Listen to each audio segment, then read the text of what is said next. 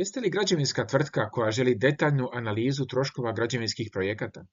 U ovom videu predstavljamo digitalno rješenje FinConstruct koje je izradio Žarko Srzić, instruktor digitalnih tehnologija i vlasnik obrta Perfecting Systems. Po čemu je ovo digitalno rješenje jedinstveno? Ono je kreirano u besplatnom Googleovom alatu Sheets, koji je inačica Excel.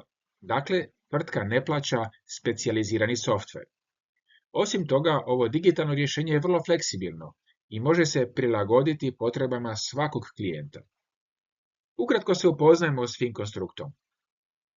Građevinske tvrtke dobro znaju koji je izazov iz računovodstvenih podataka dobiti financijsku analizu nekog građevinskog projekta. Takve analize mogu potrajati i često se rade od nule.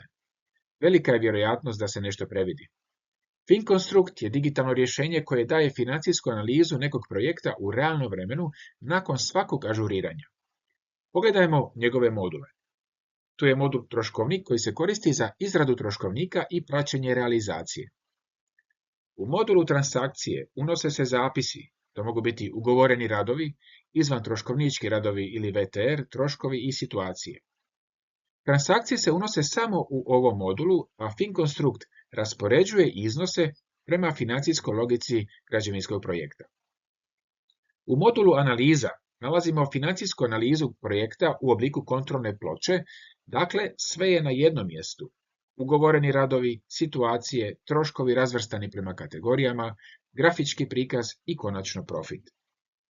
U modulu graf nalazimo grafički prikaz troškova, situacija i zarade u toku trajanja projekta, što tvrtki omogućuje praćenje toka novca.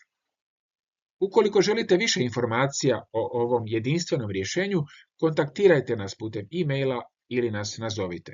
Podatke možete pronaći u opisu ovog videa.